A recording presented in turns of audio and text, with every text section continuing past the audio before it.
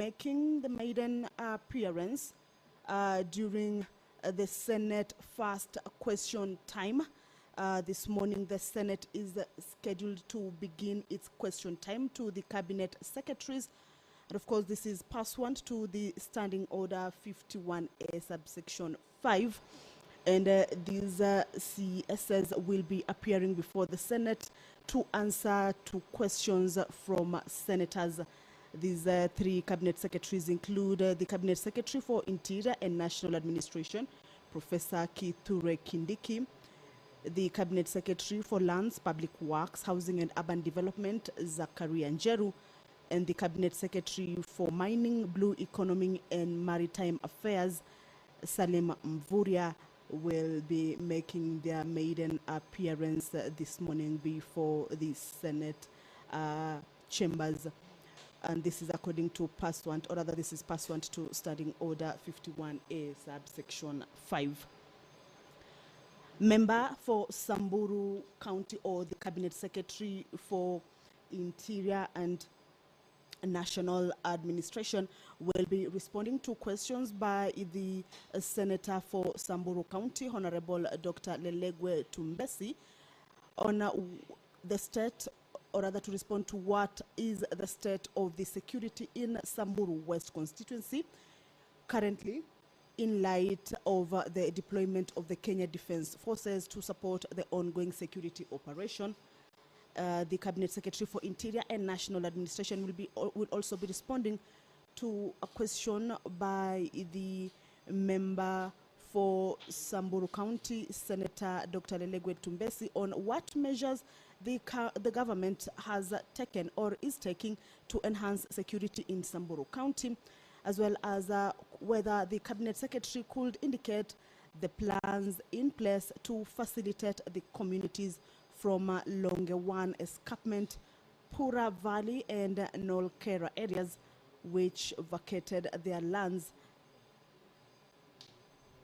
following a directive by the Interior Cabinet Secretary to safely return and commence cultivation in view of the ongoing long rains. This question by the Senator for Samburu County, Honorable Senator Dr. Lelegwe Tumbesi, will be directed to the Cabinet Secretary for Interior and National Administration, Professor Kindiki, who will be making their maiden appearance before the Senate chambers this morning. The Senate chambers being its first question time since the amendment of the standing orders to allow room for the Cabinet Secretary to be appearing before the legislators at the chambers, of course, to respond to various questions that members of the Parliament are having at each given time. The Cabinet Secretary for Lands, Public Works, Housing and Urban Development, Zakaria Njeru, will be responding to a question by the Senator for Isiolo County, Honorable Fatuma Dulo.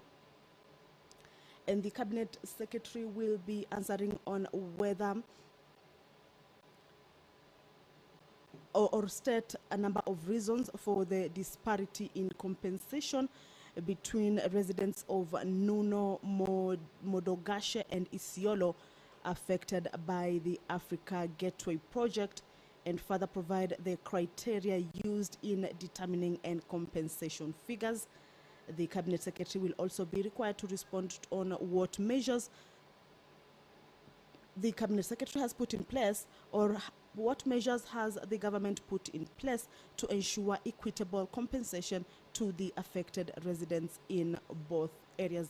This is a question that will be posed to the Cabinet Secretary for Lands, Public Works, Housing and Urban Development. Speaker of the Senate, Honorable Amason Jeffa Kingi, is in the chambers. Allow me to hand you over to this live broadcast brought to you by PBU in partnership with KBC. Good morning.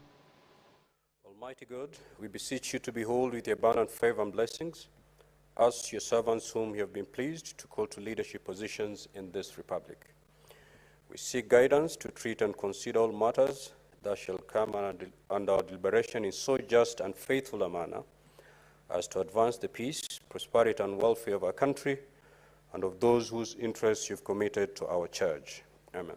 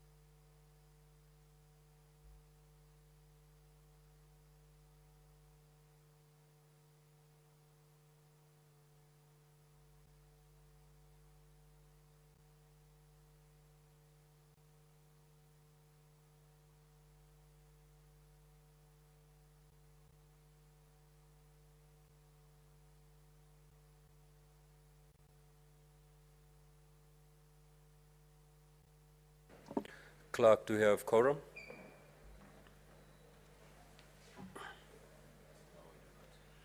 Sergeant at Arms, kindly ring the quorum bell for 10 minutes.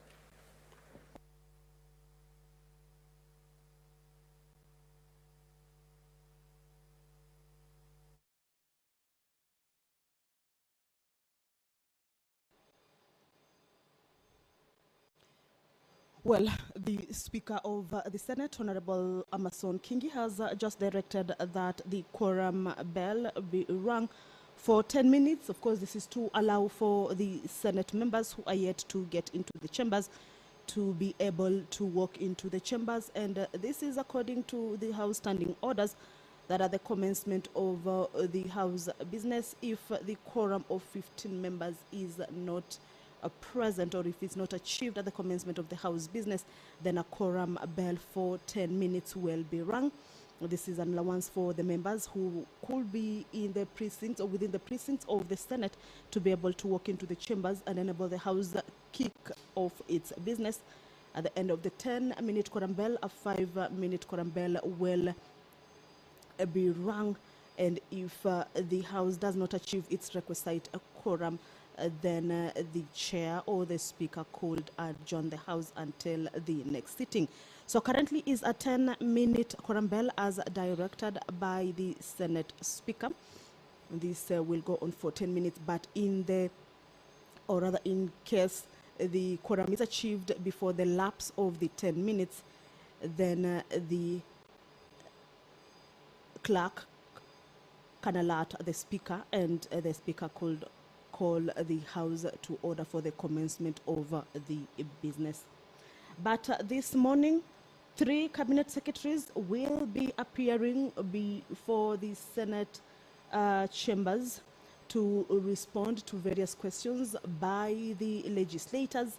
These 3 cabinet secretaries include the Cabinet Secretary for Interior and National Administration, Professor Kindiki, the Cabinet Secretary for Lands, Public Works, Housing and Urban Development, Zakaria Njeru, and the Cabinet Secretary for Mining, Blue Economy and Maritime Affairs, Salim Mvurya. Remember, this is the inaugural question time at the Senate chambers since the amendment of the House standing orders or rather that will be allowing cabinet secretaries to get into the chambers and respond to various questions by various members of the Senate. So, past standing order,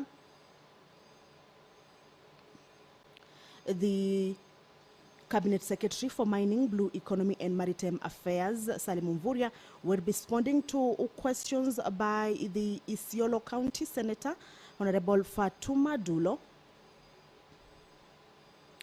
on the rationale for the imposition of the existing moratorium on the issuance of mineral mining rights by the government. Also, the Cabinet Secretary will be required to state benefits accrued thus far from the imposition of the moratorium. Again, the Cabinet Secretary to tell what plans are in place to have a moratorium lifted in view of the negative impact it has on the economy. Nominated Senator Honorable Veronica Maina will be asking the Cabinet Secretary for Mining, Blue Economy and Maritime Affairs to provide information as to the state of infrastructure put in place to facilitate the exploration of ocean renewable energy. Also, whether the Cabinet Secretary could explain what initiatives the ministry has taken to enhance the exploration of offshore gas and oil. This is a question, or rather these 2 questions will be posed to the Cabinet Secretary for Mining, Blue Economy and Maritime Affairs by the nominated Senator Honorable Veronica Maina.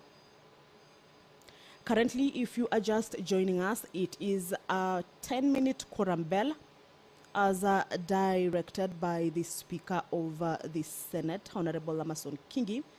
This is according to the House standing orders. Before the commencement of the House, 15 members should be seated at the chambers for the commencement of the House business. This is according to the House standing orders. But in case the quorum is not achieved at the commencement of the House business, then a quorum bell will be rung.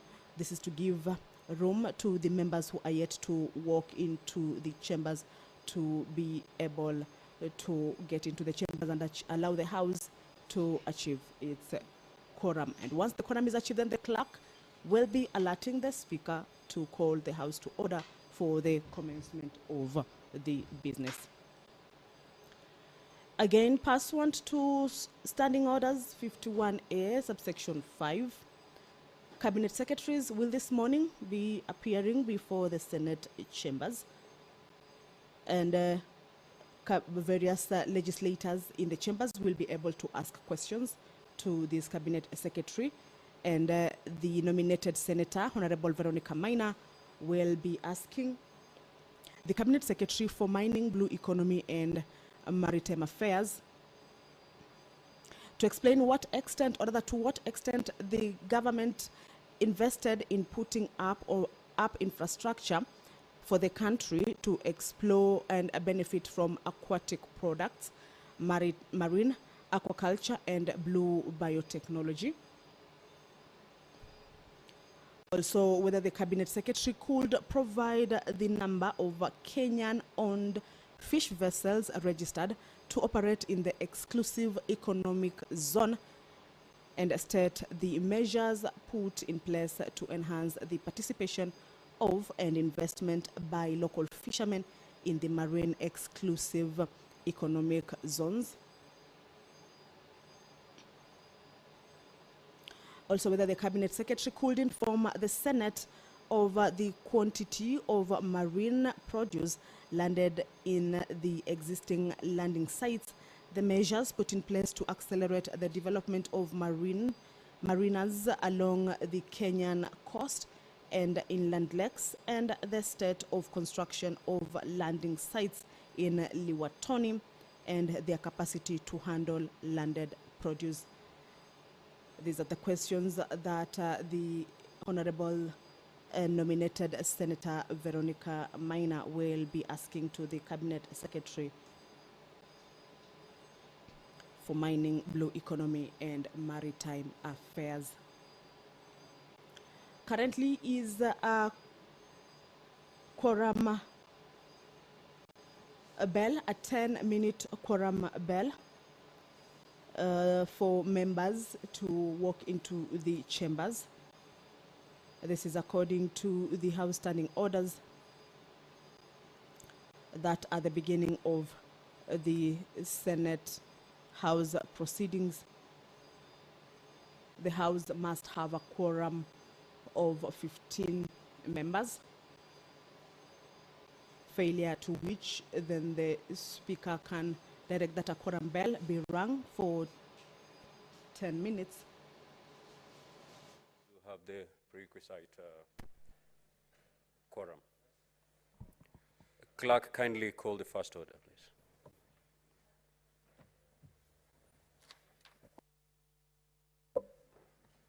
Order number 1, administration of oath. Order number 2, communication from the chair.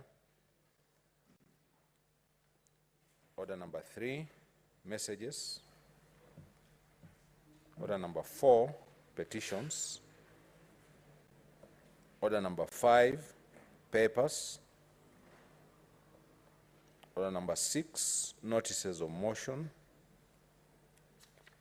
Order number 7, questions and statements.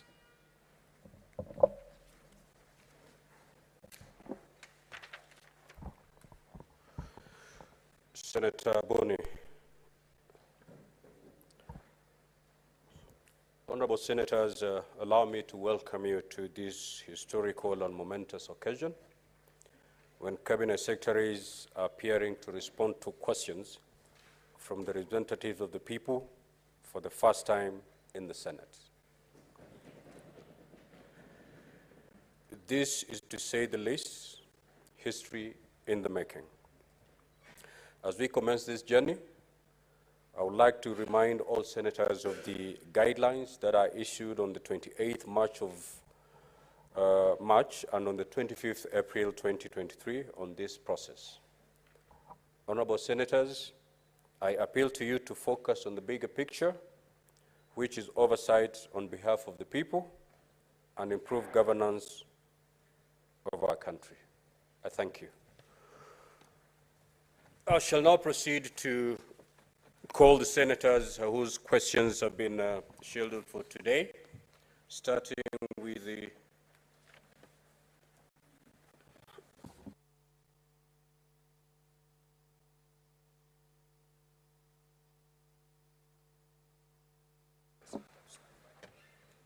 Sergeant at Arms, kindly usher in the CS Interior.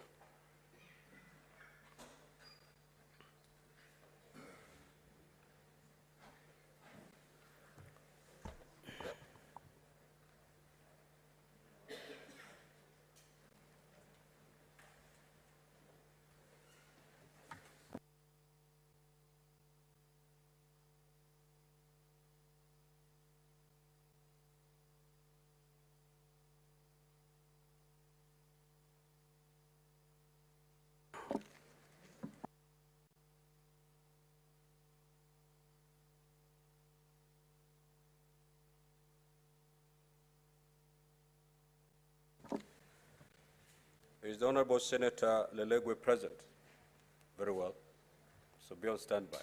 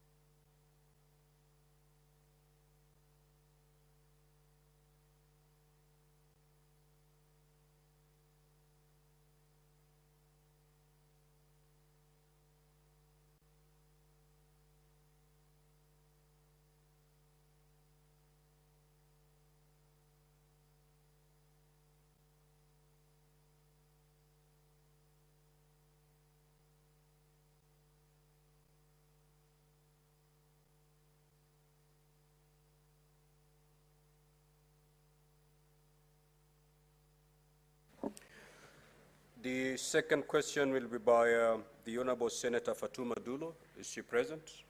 Good. The third question, again by the Honorable Senator Fatuma Dulo. The fourth question shall be by Senator Veronica Maina. You can see she's present.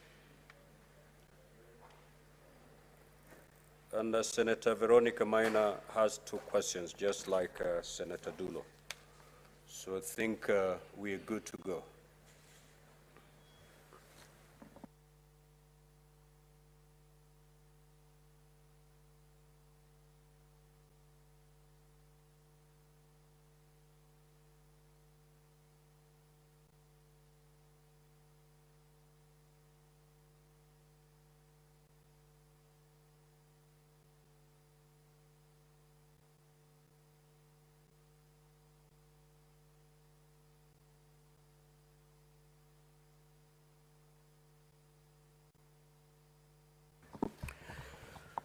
The CS Interior is present, the Honorable Kithure Kindiki. Let me take this opportunity to welcome the Honorable CS. Honorable CS, welcome. Welcome back home. This is the place where you honed your political career. I believe you're more familiar with this house than the ministry. And therefore, let me take this opportunity to welcome you back, where you're going to engage with the senators, basically to answer a few questions. And having served as a senator, you know the rules of this house. Of course, you're not a member of the house anymore, but that should be a big added advantage, that you're very much familiar with the terrain of this house, with the rules and procedure, and therefore, just like a fish, you should find yourself swimming with a lot of ease as you take to the podium. I will therefore call upon Senator Lelegwe to proceed and ask his question.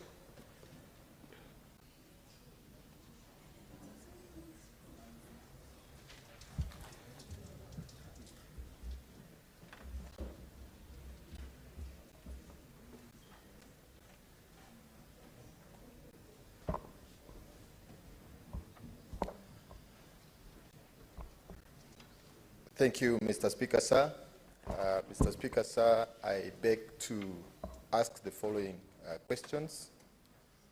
3 questions to the Cabinet Secretary for Interior and National Administration.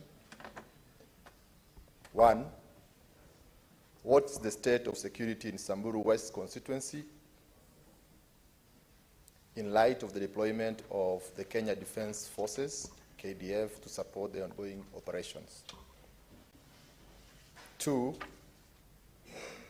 what measures is the government taking to enhance security in Samburu County, especially Samburu West constituency? 3, could the Cabinet Secretary indicate the plans in place to facilitate communities from Longewan, Pura, Nolkera, Losup areas which vacated their lands following directives by the Interior Cabinet Secretary to safely return and commence cultivation in view of the ongoing rains? Thank you, Mr. Speaker. Cabinet Secretary, kindly proceed to respond to that question.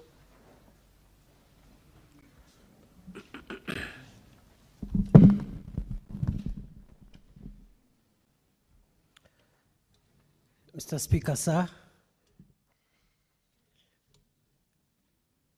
thank you for inviting me.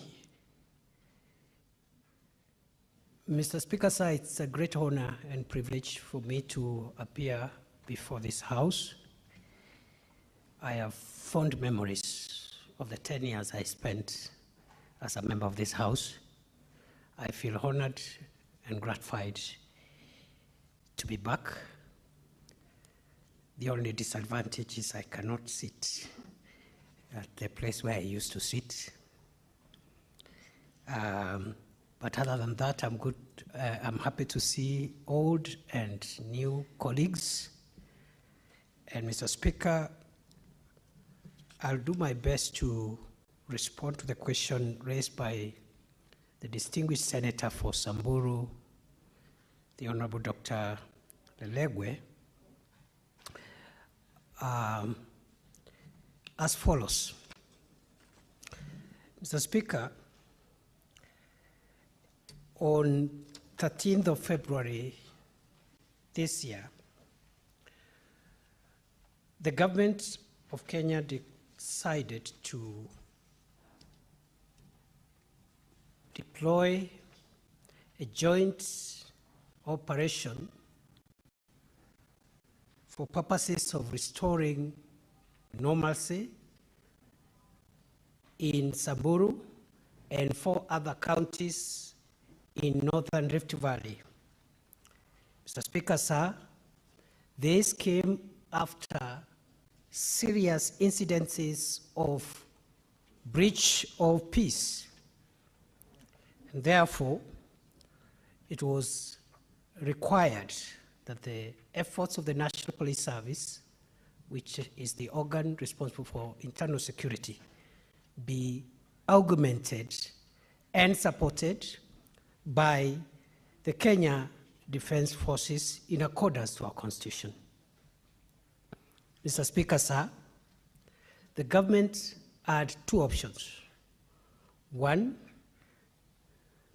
to deploy the KDF to support the National Police Service pursuant to Article 241, 3B, whereby the National Police Service is still in charge and leads the operation but gets support from the KDF, that support being defined in the operational order agreed upon between the Inspector General of the National Police Service and the Chief of the Defense Forces. The second option which was available was to apply Article 241(3)(c), where the police would cede the way and allow the military to move in, restore peace and order, and retreat back and allow the police to continue after the operation. It was decided to apply 241(3)(b) first because the architecture of the Constitution, Mr. Speaker,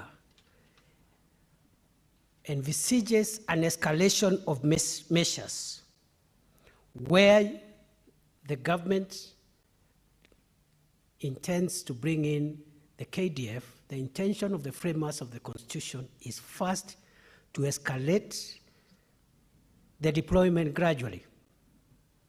If the police require the KDF input, then that input comes under paragraph B, and if there is need to escalate it to paragraph C, then that would come as a consequence later on.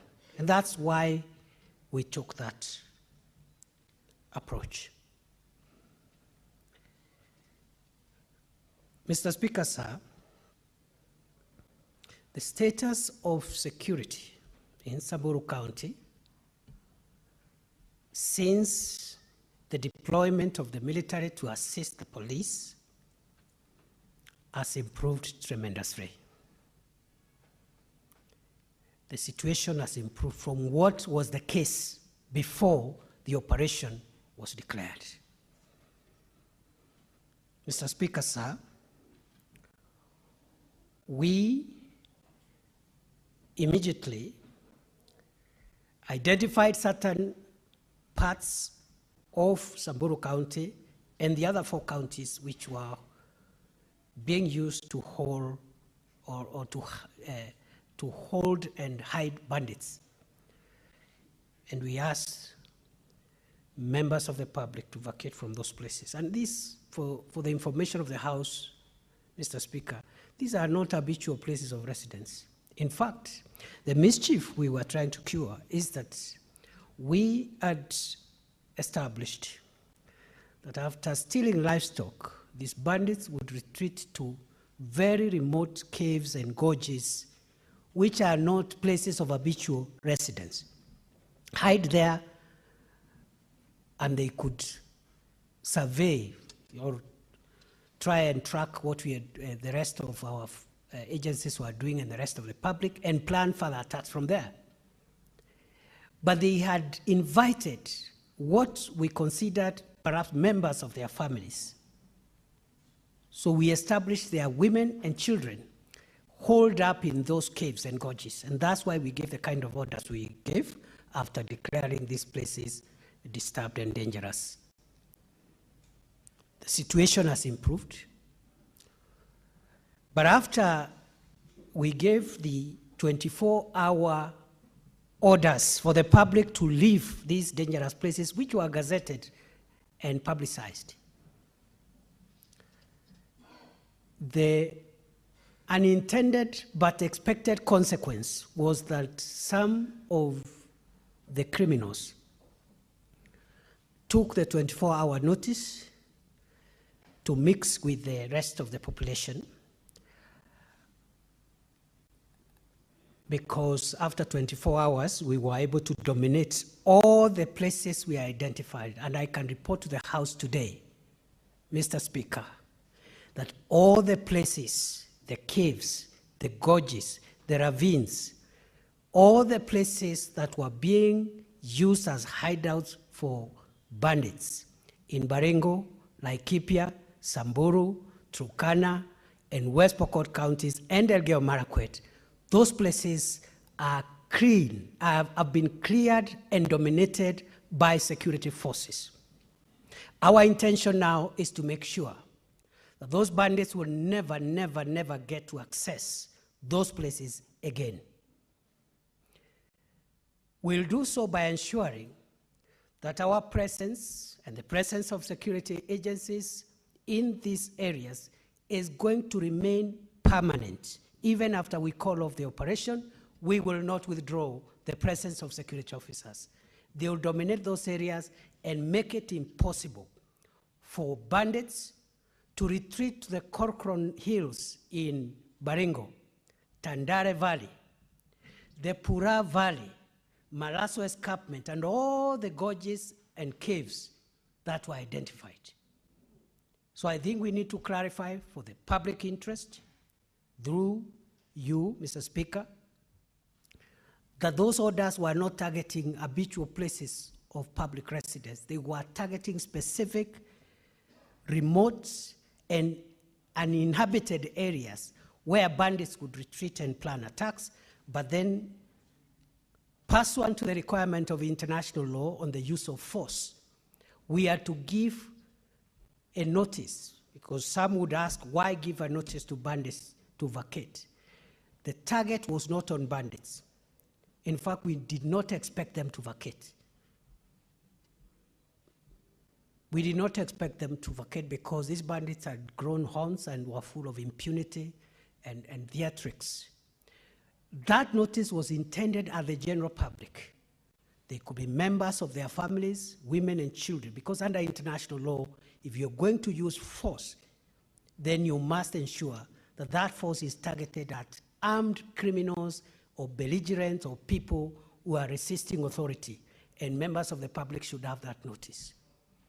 And I am happy to report, Mr. Speaker, those places are now clear. With regard to the attacks that we continue to experience in those areas, is as a result of some of the bandits who took the 24-hour window to mix up with the public.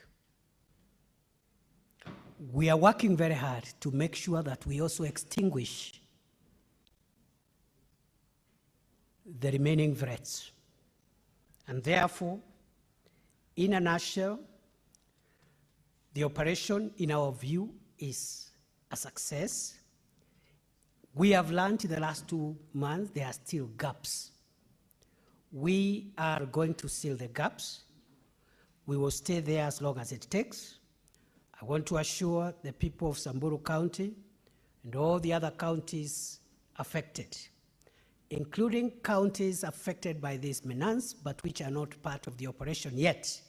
I want to assure them the crime of violent cattle theft, rustling, banditry, and visiting terror on the public by criminals. We will make sure that that culture and that practice is finished and it will be part of the history of Kenya. We are determined to do whatever it takes. It takes a while because of the intricacies involved, but Honorable Speaker, we are on course and we will win the war. It's either Kenya or bandits. It's either the law or crime. One has to give way. Kenya will not give way. The government will not give way. The people of Kenya will not give way. Bandits, criminals, have to give way. Honorable Speaker, with regard to the second part of the question, I would like to respond as follows. The measures that we are taking, other than the military and police action to flush out criminals, includes improving our intelligence so that we work on intelligence based and intelligence-led security. We've made great strides in strengthening multi-agency intelligence sharing even within the organs of the national security. Within the National Intelligence Service, National Police Service, other agencies that are involved in the security of our country, we are investing heavily on intelligence. And the same way, Mr. Speaker, the enhancement of intelligence-led security has helped us to contain the threat of terrorism. I am convinced beyond doubt that Kenya will win against bandits through intelligence-led security operations. Number two, we have deployed and enhanced the Special Operation Group, which is one of the formed units of the National Police Service. And Mr. Speaker, for the information of the House,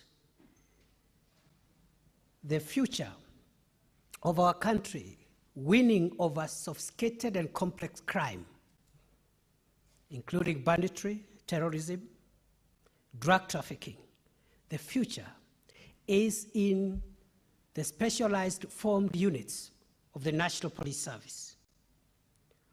We have a number of these formed units: Special Operations Group, the Rapid Deployment Unit, the Anti-Stock Theft Unit, and others, including the General Service Unit.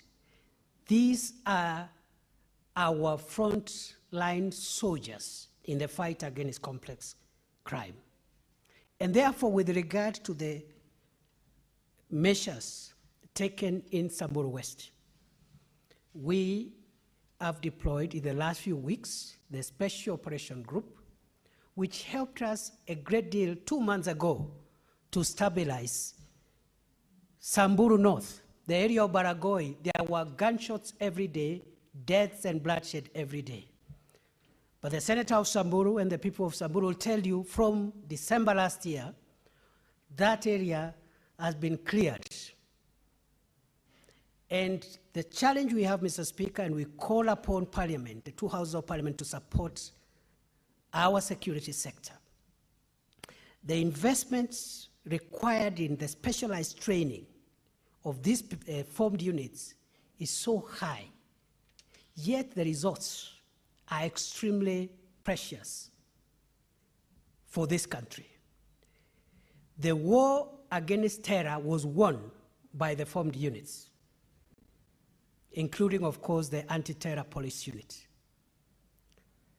The war on banditry will be won by a mixture of general policing, but also the use of formed units.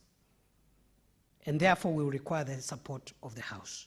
So the way we've done with Baragoi, we are now putting SOG on other parts of Samburu and also on other parts of the affected counties, even those that are not within the operation area. And I can report to the House that on Friday, I'll be visiting Elgeyo Marakwet to see the deployment of SOG because of the Koloa Bridge and the problems we've had in Marakwet East between Tiati and Marakwet. There has been cross-border raids of late. We have sealed off that area now. It's going to be a thing of the past, and so gradually we are winning the war. We'll invest in peace building. Shortly, we are starting a peace engagement, community-led peace engagement and peace building activities in all these areas because we thought we stabilize the areas first before we engage in peace building. We will also do disarmament, but we've taken our time first to stabilize and silence the guns. We must disarm the public. Mr. Speaker, I want to assure the nation through this House, every criminal holding firearms illegally must surrender them. They either surrender the firearm or we will take it by all means possible. And therefore, we will have a disarmament plan. We'll have a radicalization plan because just like terrorism, banditry and cattle rustling has now assumed some radical ideological leanings where the people doing it are no longer doing it for culture. They are not just doing it for money. It's beyond enterprise. is beyond culture. Increasingly, there is an ideology by those criminals that you can actually harass the public and take their property and kill them and terrorize and look important. And I want to assure the people of Kenya, we will defeat bandits. I don't know how it will take, but we'll defeat them, and banditry will be part of Kenyan history. Mr. Speaker, if we had continued to allow what was happening by the time the Kenya Kwanza administration came to office and the few months after, if we had left that to continue, we would have had serious security agencies, because we feared that even international terrorist networks would have infiltrated some of these groupings and complicated those matters. So, Mr. Speaker, finally, we are investing in long-term rejuvenation of the region which is affected with social amenities, public infrastructure. We are negotiating with our counterparts in the Ministry of Water, Ministry of Roads, Ministry of Energy, so that whatever quota of development projects, whatever development projects that are being launched or being planned are being funded for water, for schools, for hospitals. We are requesting for security reasons to get an enhanced quota, an enhanced package for those areas, so that we open northern part of Kenya, including Samburu, and make sure that these places are also empowered, they are opened up, and I keep on saying, Mr. Speaker, the future of Kenya is in the north. There is land, there are resources, there is potential for investment. If we can silence the guns and make them safe places, the future of Kenya 100 years from now, 200 years from now, is in the north of our country. I have looked at the case studies of different countries. I believe the future of this country is in the almost 3/4 of our country that is facing insecurity. If we can sort out security, that is where the future economic strength of our country will be. The same way California, in the middle of a desert, today is the backbone of the American economy. And many other countries, Australia and other places, where desert territories have been turned into economic anchors for the country. Lastly, Honorable Speaker, what plans do I have for our people in Pura, Malaso, and all the other places that could have been displaced as a result of the orders I issued in Malaso on 12th of March 2023, the vacation orders? What plans do we have to make sure that they are able to normalize their lives and plant their farms? I had intended to visit that area on Friday. Mr. Speaker, sir, I have brought forward that trip to tomorrow, because on Friday I'll be in Elgeyo Marakwet. And I want to apologize to the leaders, because sometimes we give very short notices when we are traveling to your areas. It is not intentional. Unlike my colleagues in other ministries, our ministry is a ministry run on an emergency basis. We cannot plan. Other people plan where we will be. If it is not Paul Mackenzie, it is the bandits, it is other criminals, and you don't know what they are planning and what harm they'll cause where. So every day you wake up, and depending on the security situation of the country, you determine where to rush. And even as I speak, I'm rushing to Busia today, and I had not planned. So I will be visiting, in answer to the question by the senator, I'll be visiting Samburu County tomorrow afternoon to find out if there are genuine cases of people who are displaced. And from there, I'll announce the measures the government of Kenya will make to make sure that nobody who is an innocent member of the public is disrupted from from their daily activities, even as we continue securitizing Samburu and Kenya as a whole. I thank you, Mr. Speaker. Thank you, the Honorable CS of Interior. Honorable CS, I have restrained myself because you are the very first CS to appear before the Senate. However, as you're aware, having served in this Senate, this is a house of rules and procedure. And our rules, more particularly Standing Order 51C5, a CS wishing to respond to a question must file a written response with the Senate 24 hours before they appear on the floor of the Senate. And when appearing before the Senate, of course, as a CS, you're supposed to read verbatim the response that you filed with us. And thereafter, if you have any supplementary information to the response you've given us, then you can proceed to do so. The design was given so that the senator asking the question has prior knowledge of the kind of response you will give, and therefore prepare himself or herself adequately for a supplementary question.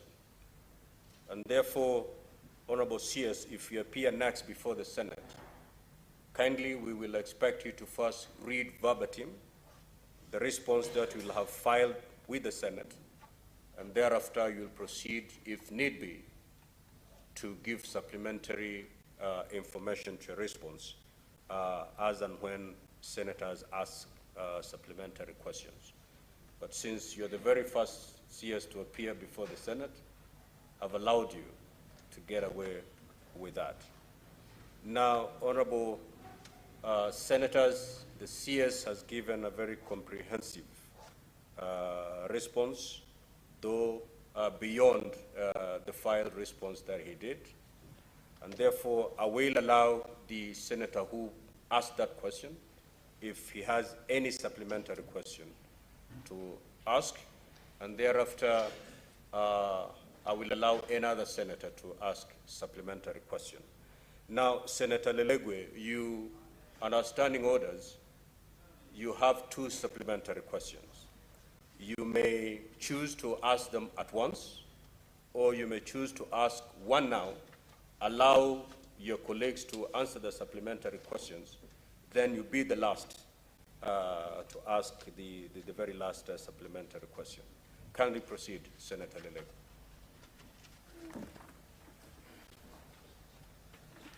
Thank you, Mr. Speaker. I confirm that I have received both the electronic and hard copy of the response by the CS. Of course, late, that is today morning, but I appreciate his response, and I'm sure the promises he has made to the Senate to tackle insecurity in security-prone areas, including Samburu, will bear fruit. Mr. Speaker, I choose to ask 2 supplementary questions now, and I proceed with one. You made the pronouncement to order the multi-agency operation in the banditry-prone areas. Many cases of banditry have occurred in the presence of the multi-agency team, the security forces, without any action taken. And I'm sure the CS has this information, has this intelligence, that cases of banditry, killing of people, loss of livestock, stealing by those bandits, have taken place. And in light of all that, in the presence of the military, in the press talk, or the arrest of the perpetrators have not taken place. In light of this, CS, what is the government's policy on recovery of stolen property, that is livestock, and compensation if the government is unable to take action? We have seen families having been impoverished.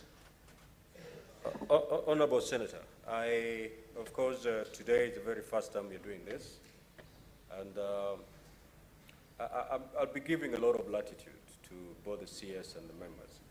But kindly, the supplementary question you ought to ask must be very direct. It is not an opportunity to make a speech, and then after the speech, you pose a question.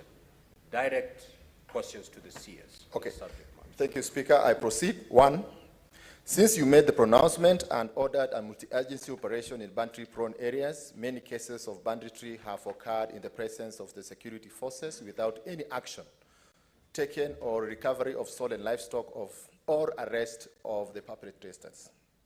In light of this, what is the government's policy on recovery of stolen property, livestock, and compensation, if any, if the government is unable to take action? 2, what measures do you plan to implement in order to guarantee the safety and security of administrators, in this case the chiefs, operating in areas prone to banditry? Is the CS considering providing them with training and arms to enhance their security? Thank you, Mr. Speaker. Honorable CS, kindly proceed to respond to the 2 supplementary questions. Thank you, Mr. Speaker. Mr. Speaker, sir, I'm sorry for veering off the standing orders. I was still in the past. In my previous role as a senator, I am guided. Mr. Speaker, sir, with regard to the supplementary question raised by the distinguished senator for Samburu County, I will reply as follows: that it is true that we have had incidents of banditry even after the deployment of the Joint National Police Service and Kenya Defence Forces operation. I've explained why those attacks continue, because of a bit of a mix-up where we could have bandits spread out in villages, and although our officers are on ground, they cannot be deployed to every home. So we are looking for strategies to work around that and make sure that we mop out and finish that problem now that we know where the problem is. Mr. Speaker, we have made tremendous improvement in terms of recoveries of stolen livestock. Before the operation, we had very many livestock stolen which were not being recovered. And we are compiling actually data backwards from August and even the entire of 2022, just to show what this administration has done as compared to previously in terms of recoveries and those kind of action. I am able to report the data we have at the moment is showing marked improvement by this administration in terms of recoveries. We've had recoveries in Laikipia, recoveries in Baringo, recoveries in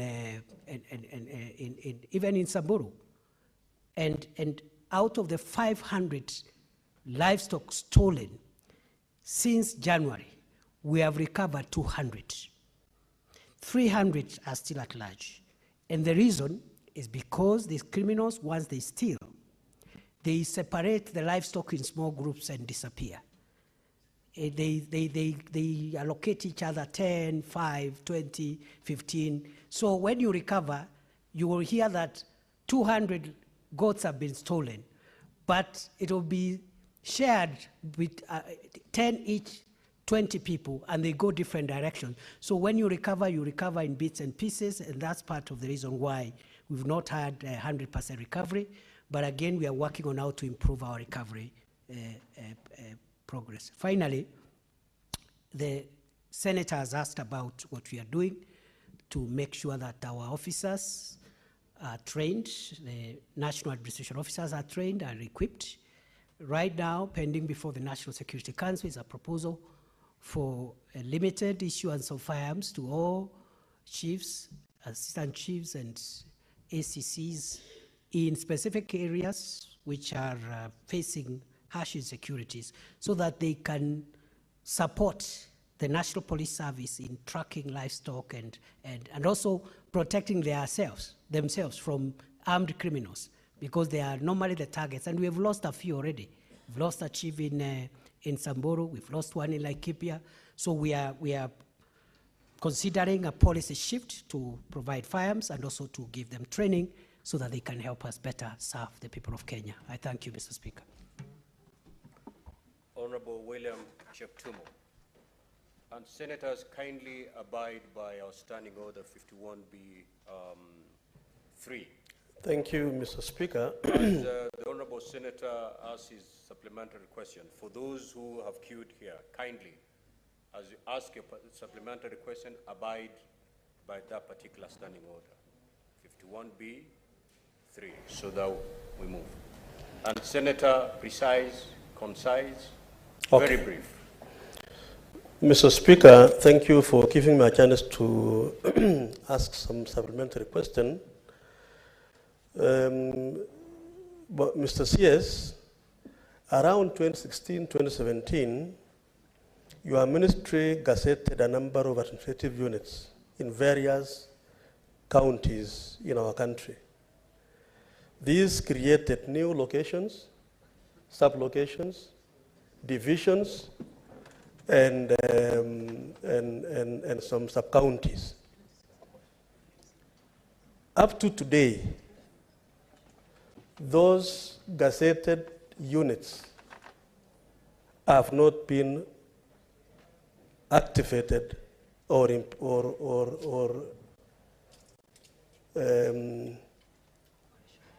able to operate. This is helping to assist your ministry on matters security, especially in the security areas. When will you do this, Bwana Waziri, Mr. CS? When will you operationalize the units gazetted by your ministry in 2016, 2017 in various counties? And my county in Baringo, there are several of them, areas you were able to visit last time. Honorable CS, 1 minute. Mr. Speaker, sir, all the gazetted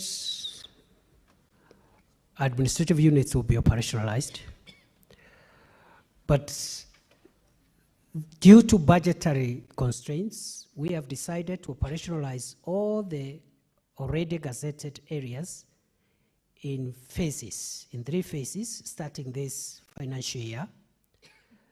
We will have an objective criteria of identifying which of them goes the first phase, second phase, third phase.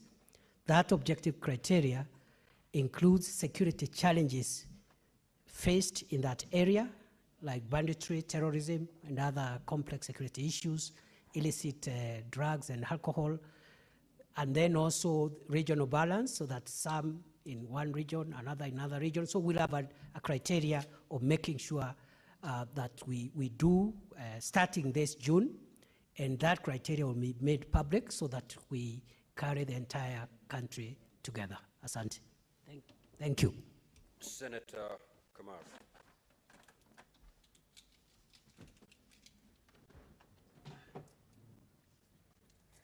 Thank you, Mr. Speaker. I want to thank the Minister for the CS for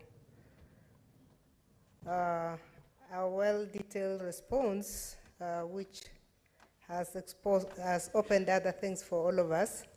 We know him for a thorough person. Mr. Speaker, from those of us who watched from far, I don't know, I want to ask the Minister whether there is a policy of handling people who have been displaced by government for reasons including what happened this time when people were moved from their places, because what we were seeing in the media, people who were really in a very bad situation, is there a policy where food must be provided, sanitation must be provided, because if people are told to move and they have not told where to move to and how they are going to live, it becomes tricky.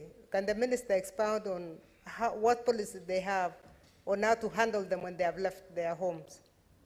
Thank you. Yes. Mr. Speaker, sir, in response to the supplementary question asked by the distinguished Senator Margaret Kamar, I would like to respond as follows. That any Kenyan who was displaced as a result of the ongoing security operation or for whatever other reason, the policy of the government of Kenya is to resettle them. As I have said earlier before this House, Mr. Speaker, we have begun tracking whether there are any victims of the orders that I issued in Malaso on 12th of March 2023, starting with Samburu tomorrow, and all the other counties will assess if there are any genuine people who are displaced as a result of those orders. The government of Kenya will facilitate either their return or their settlement so that no Kenyan is deprived of their property or deprived or removed from their habitual places of residence. I thank you. Senator Kathuri.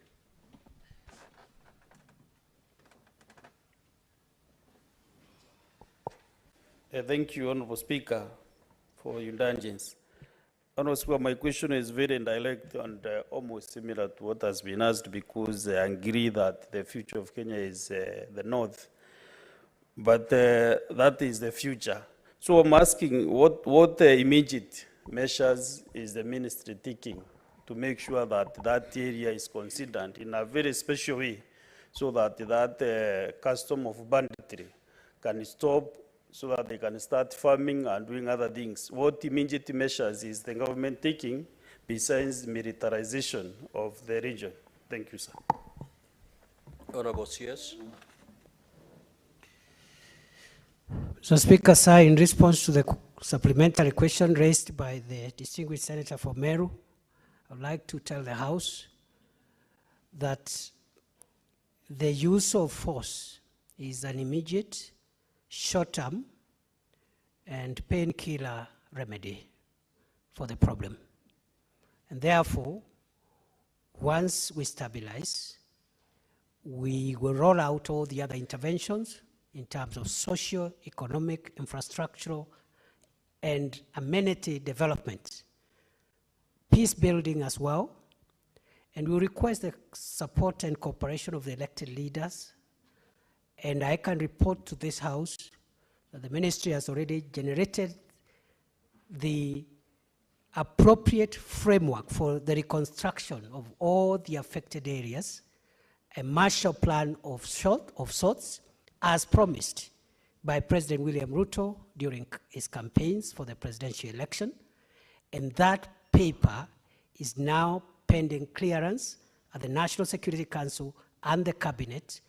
I can assure the nation, through you, Mr. Speaker, that in another 2 months, we will be able to announce the comprehensive Marshall Plan for permanent solutions, so that we don't have these things repeating every year, and for us doing the same thing every other year and expecting different results. Thank you, Mr. Speaker. Senator Boni.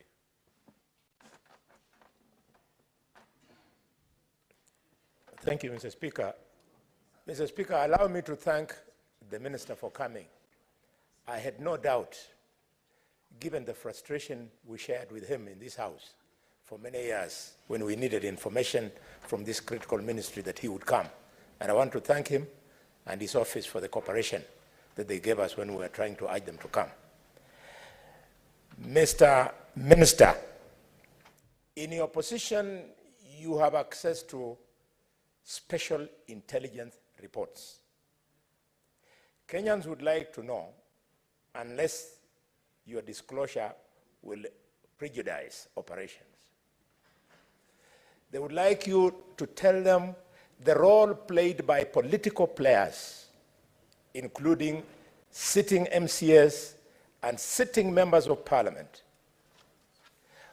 who we believe, wrongly or otherwise, you'll confirm, that they are part of the problem of incitement, the problem of giving logistical support, and the problem of funding, and Mr. Speaker, the problem of procuring markets where these animals are sold as far away from northeastern as Nairobi in Dagoretti.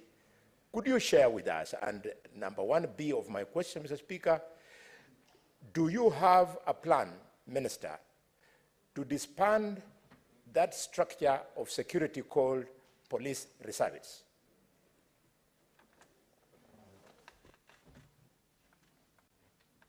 Honorable CS, kindly proceed.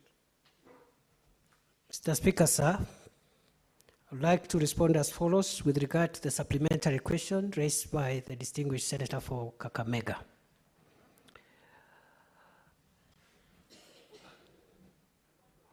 We have made significant progress in tracking and nailing the masterminds of banditry. I can confidently assure the people of Kenya, we have in our radar a number of politicians of different cadres whose activities have been linked to the support, funding, and encouragement of banditry. We have crucial evidence, some of which was collected at the scene of crime at the attack in Kainuk early in the year, which incriminates political leaders and other people. I can also report to the House, we have evidence which we are almost at the tail end of finalizing and processing of the senior commanders in the banditry enterprise. Mr. Speaker, the banditry criminal enterprise has its own command. Just last week, one of the most notorious commanders of banditry was apprehended alive from the Corcoran Hills and arraigned in court. And the leaders from Baringo and those parts know who that person is. He's terrorized us and is even helping us even to zero in and fill the gaps of the investigations that are ongoing. I want to assure the House that very soon we will have high-profile arraignment of the command of bandits, whether they are civilian commanders, politicians, etc. And we want to build a case that will succeed in court. Thank you, Mr. Speaker. Thank you, Honorable CS. Now, Honorable Senators, indeed, I can see quite a number of senators would wish to ask supplementary questions to the Cabinet Secretary. However, we have expended well about 40 minutes on this particular question. If you remember my first communication when we adopted these standing orders, I indeed made it clear to you that we were going to spend at most 20 minutes per question. I want to believe that the CS Interior, this is not his last appearance before us, and any supplementary question, Honorable Senators, you may be having, I believe we'll still find an appropriate opportunity to be answered by the CS. Therefore, I'm afraid to say that we will. Honorable Senators, the reason I always the reason I always ask you to read your standing orders is because of, for such reasons. You're raising a point of order on who? There's no senator who is on his feet. And therefore, that is the communication from the chair. Now, honorable senators, I've got a communication to make. Senator Kinyua, kindly take your seat. I would like to acknowledge the presence of the Right Honorable Chief Fortune Zephaniah Charumbira, the President of the Pan-African Parliament, in the Speaker's Gallery. The Right Honorable Charumbira is in the country for an official visit to the Parliament of Kenya. He is accompanied by Mr. Daniel Bachuane, an officer from the Pan-African Parliament. Honorable Senators, I have had an opportunity to engage with the Right Honorable Chief Charumbira, and our discussion centered on parliamentary diplomacy and climate change. These are pertinent issues affecting the African region as a whole, with respect to food security, conflict resolution, and resource management, and are high on the agenda of the Pan-African Parliament. We also had a discussion on the upcoming Heads of State Summit in the month of May 2023 in South Africa. Honorable Senators, in our usual tradition of receiving and welcoming visitors to Parliament, I extend a warm welcome to the Right Honorable Chief Fortune Zephaniah Charumbira, and on behalf of the Senate and on my own behalf, wish him a fruitful visit. I will call upon the Senator for Tana River, the Honorable Mungatana, to make very brief welcoming remarks. Thank you, Mr. Speaker. Mr. Speaker, we want to join you as part of the Kenya delegation, which is comprised of myself, the Honorable Professor Kamar, the Honorable Member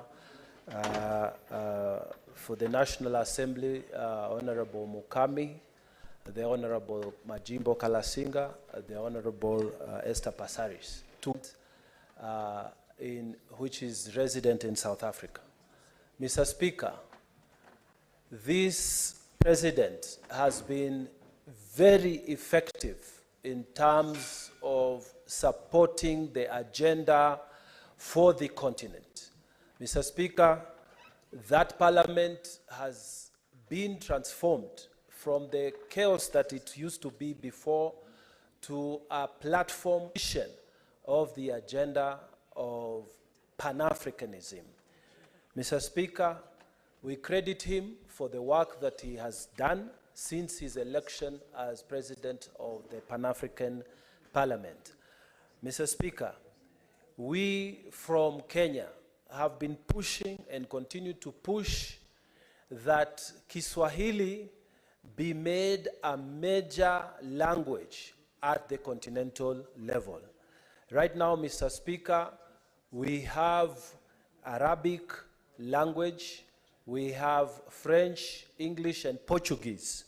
But, Mr. Speaker, the Kiswahili language, although accepted, and it's the only African language, really, indigenous language, has not been used properly and to the large extent that is required in the work of that parliament. So, Mr. Speaker, I want to take this opportunity to welcome the Honorable President in Kenya. Mr. Speaker, like you said, we have had great engagements with him. He has been also up to the State House and had great engagements with the President. We are very grateful and honored to have him in Kenya today. Mr. Speaker, I join you in welcoming him. I thank you, Mr. Speaker. Thank you. Honorable Senators, I will now proceed to discharge the CS Interior. And I've noticed that most of these so-called supplementary questions can actually be posed as substantive questions. So the mere fact that you have not gotten an opportunity to ask your supplementary question, you still have a window to actually pose your supplementary question as a substantive question to the CS, and it still appear here. So, Honorable CS, thanks for coming. You stand discharged for the day. I will proceed to call Senator for Isiolo, the Honorable Fatuma Dulo, to ask. But before you do that, kindly give us a few minutes as we usher in the responsible CS. Yes, what clarification are you seeking, Senator Chirange? Thank you, Mr. Speaker. I agree with you that this is the first time that we are doing this.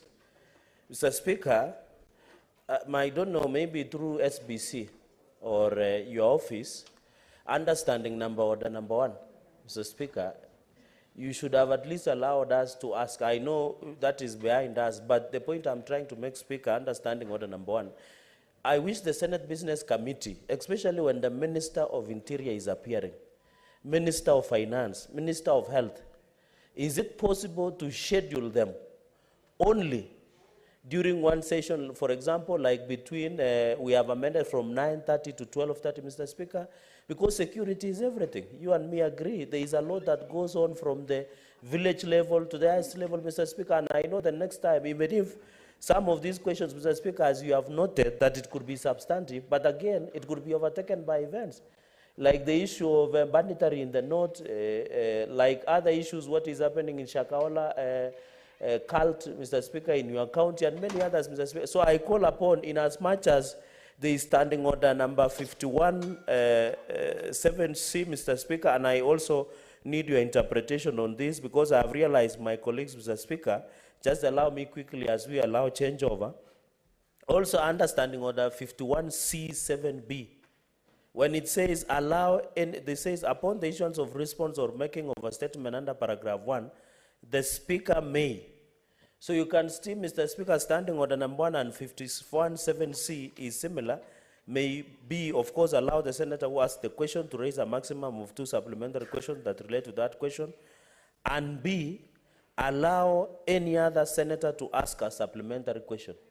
Mr. Speaker, on that 51(C)(7)B, you need to give direction so that members cannot use that as a pretext of making a debate, making a speech. And when you say supplementary question, does it mean you can tie up into one question before asking, Mr. Speaker? And Mr. Speaker, kindly in future, understanding order number 1, you have power, Mr. Speaker, to allow us to ask as many questions as possible, Mr. Speaker. And even the Bible says we were not meant to obey the rules. It is the rules who should obey us, Mr. Speaker. So I beg with your indulgence, Mr. Speaker. And I know as you sit here, Mr. Speaker, sir, you would have also wished that we ask something about Shakahola in your county because you cannot ask. Some of us were willing to do the job for you, the legwork, Mr. Speaker. So kindly be patient with us, please. Be fair to us. You are our father. Please sometimes allow us to ask for the benefit of our constituents, Mr. Speaker. With that indulgence, I thank you. Thank you, Senator Chirange. Indeed, this is the first session we're having on these newly introduced standing orders. And going forward, of course, we are learning and looking at the weight and the interest that is normally generated whenever the CS Interior appears either before the National Assembly or the Senate. I believe as we sit in SBC, we'll take on board the very valid concerns that you've raised, that maybe whenever the CS Interior is appearing, we do not have any other CSs appearing on that particular day, so that we can give ample time to senators to ask as many supplementary questions as possible. But I believe it's a learning process. Once we retire as SBC, these are the things we're going to put together. Looking at the experience we've had today, how do we then get better going forward? And I believe the next session should be much better than the one we are just having. But indeed, it is a valid concern that you've raised, and we're going to take it on board once we retire as SBC. Is the CS Lands present? Senator Fatuma Dulo, kindly proceed to ask your question. Thank you, Mr. Speaker, and I thank you. I thank also the CS for lands. Mr. Speaker, let me confirm to this House, this is the second time that I'm actually pursuing this matter. The first time I brought a question to the floor of the House, and NLC completely refused to respond to the issues I have raised. And that is why I'm repeating the question, because my people's rights is being violated. Number two, Mr. Speaker, I don't know whether you can allow me to ask the question plus supplementary so that I'm done with the question. Let us abide by our standing orders. Just ask the question. Okay. Let the CS respond, and then you shall rise to ask your supplementary question. Okay. Thank you, Mr. Speaker. Sir, I beg to ask the Cabinet Secretary for Lands, Public Works, Housing and Urban Development. Could the Cabinet Secretary state the reason for the disparity in compensation between residents of Nuno, Madogashi and Isiolo affected by the African Gateway project, and further provide what are the measures put in place by the government to ensure equitable compensation to the affected residents in both areas? Can I confirm to this House that I have not gone through the response I've just received this morning? I thank you.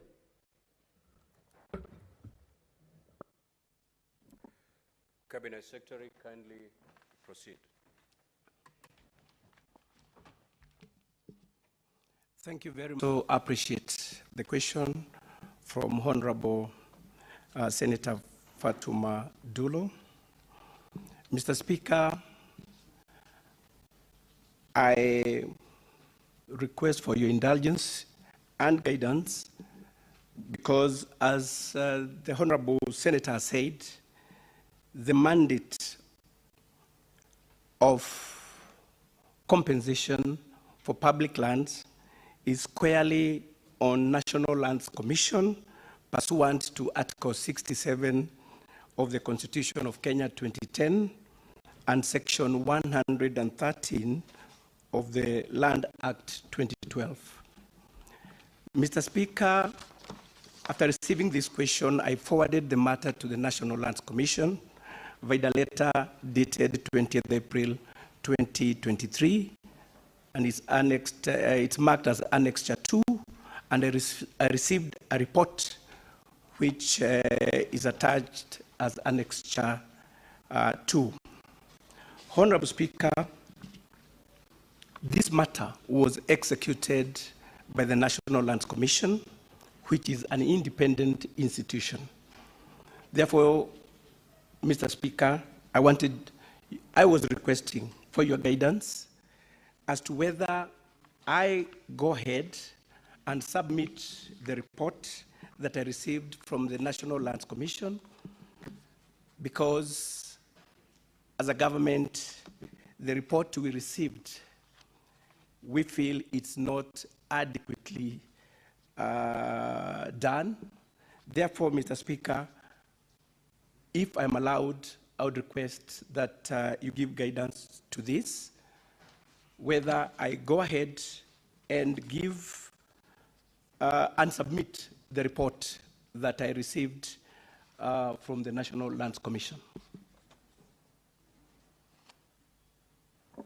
Senator Dulo.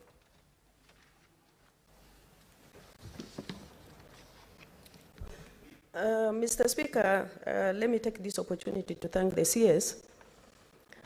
Mr. Speaker, I'm really heartened because NLC is a government department, is squarely under Ministry of Lands. And as the minister has said, we have even had a sitting with the commissioners and the chair. We have even gone round as leaders of Isiolo to look at this matter. But clearly, the chair and the commissioners are evading the issues of Isiolo County. I don't mind the CS submitting the report that he received from NLC, but I will appeal to this House. The only way that Isiolo people can receive justice let the Committee of Lands or Roads go on the ground, Mr. Speaker, so that Isiolo people can actually get justice as far as this compensation is concerned. Mr. Speaker. Senator Fatuma, just, yes, what is your point of order, Senator Mandago? Mr. Speaker, I rise on standing order number 105 on the statement of fact. I've heard the Senator for Isiolo saying that the National Land Commission is a department in Ministry of Lands. Mr. Speaker, as far as I'm concerned, the National Land Commission is an independent constitutional commission. Is it in order for the Senator for Isiolo to mislead the House? Very well, Senator Fatuma Dulo. These are the Chapter 15 Mr. Speaker, Constitution. thank you for this, but whether it's an independent commission or not, it's a commission directly under the parent ministry, which is Ministry of Lands. That is why the minister is responding to the queries. But my request, Mr. Speaker, as far as this matter is concerned, I would urge an appeal to the relevant committee to visit the affected communities so that we can deal with this matter for finality. I thank you. Senator Chirange. It's not here. Senator Chute. Thank you, Mr. Speaker. Thank you, CS Lands. I have one question only. There is land in Moyale, big chunk of land called Gubalticha. It has a dispute between 3 communities, the Boran, the Gabra, and the Burji. I wanted to know from the CS if you are aware of this dispute, when are you going to solve this dispute? Thank you. Honorable CS.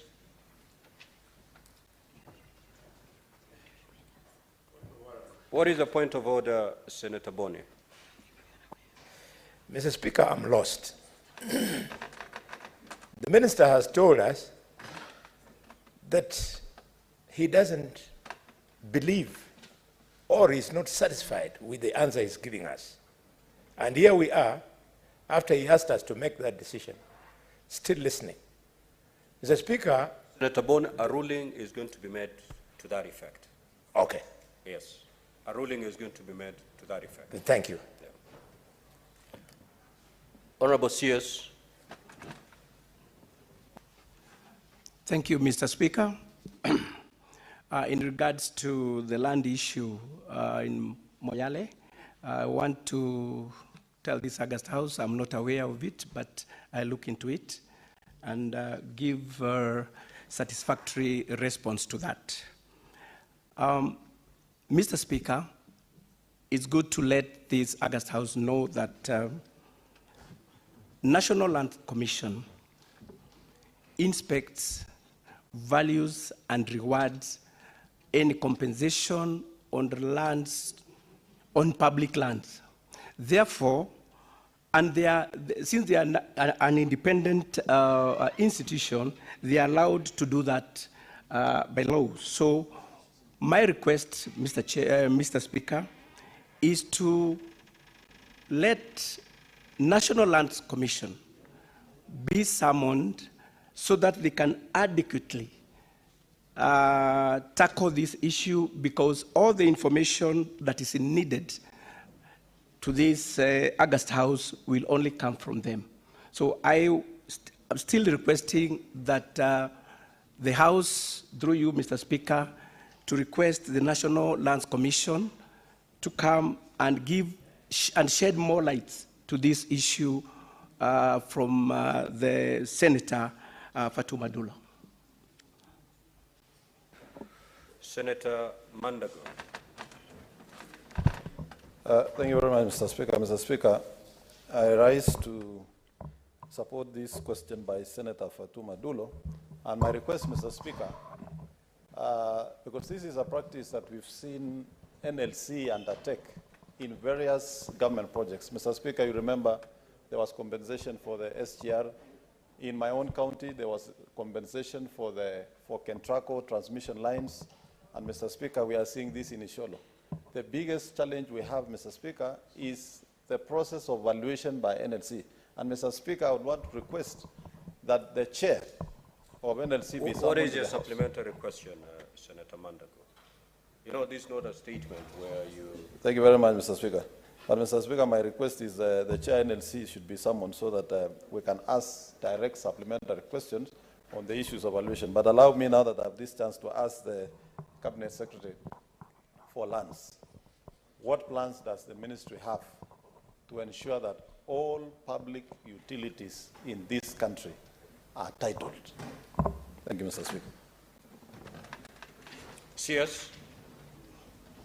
Thank you very much, Mr. Speaker. The government is in the process of securing all public land in the country. This is a process we have started with the learning institutions. That's our universities, our technical colleges, schools, and this was prompted by the grabbing that has been rampant in our public institutions. So, Mr. Speaker, as a ministry, we are working hard to make sure that all public land is secured through titling, and we are doing that through the National Titling Program. Mr. Speaker, the question of land compensation and valuation is done by that independent commission. Therefore, we want a wheeled value index. Mr. Speaker, so far we've managed to do land value index to 22 counties, and the remaining 25 counties, the process is ongoing, and Isiolo is one of them. This national land value index we are going to develop a database of land values across the country, and we are going to achieve 4 main things. One is to harmonize land values for different areas across the country. We'll also generate a reference point for the land values for compensation and other related purposes. Also, we are going to guide investment decisions for both public and private entities. And lastly, guide national and county governments in budgeting for public projects. So the cure to this, Mr. Speaker, is to have this land value index, because with that, we'll be able to compensate people adequately without overvaluing or without undervaluing. Thank you, Mr. Speaker. The Honorable Chiranke. Thank you, Mr. Speaker, for the indulgence. Just a quick supplementary question to the CS of lands. Mr. Speaker, sir, through you, how many forest evictees or people who have been evicted in Nandi County and the intention of compensating them? Plus, Mr. Speaker, the ministry and through National Land Commission, they had ordered resurveying of multinational tea estates across South Rift and in Nandi.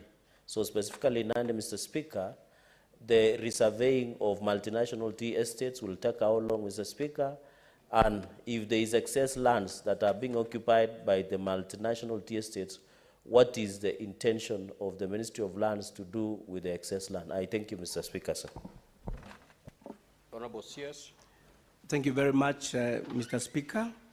On issues raised by the Honorable Senator, I would request that I get more time to look into that, because as it was not part of what we had prepared for today, but promise that we are going to look into that and give this House adequate answer to that. Thank you. Honorable Senators, as you ask your supplementary questions, let it be related to the subject, to the primary question. That will allow the Honorable CS give you a comprehensive answer. Any question, supplementary question that is not related to the primary question, then you will get the very response that you've just received from the CS, that I need to go back and prepare and come back. So your supplementary questions, let them flow from the primary question so that the CS can adequately respond to that. Senator Abbas. Thank you, Honorable Speaker. My supplementary question is that Waziri, you are aware that title deeds are very important documents in this country today, and most parts of this country, especially in Wajir, Garissa, and Mandera, experiencing issues to do with title deeds. When will the ministry open offices to issue title deeds? Because it has become difficult, traveling all the way from Mandera and Wajir to look for title deeds in this place. So when will you have a regional office that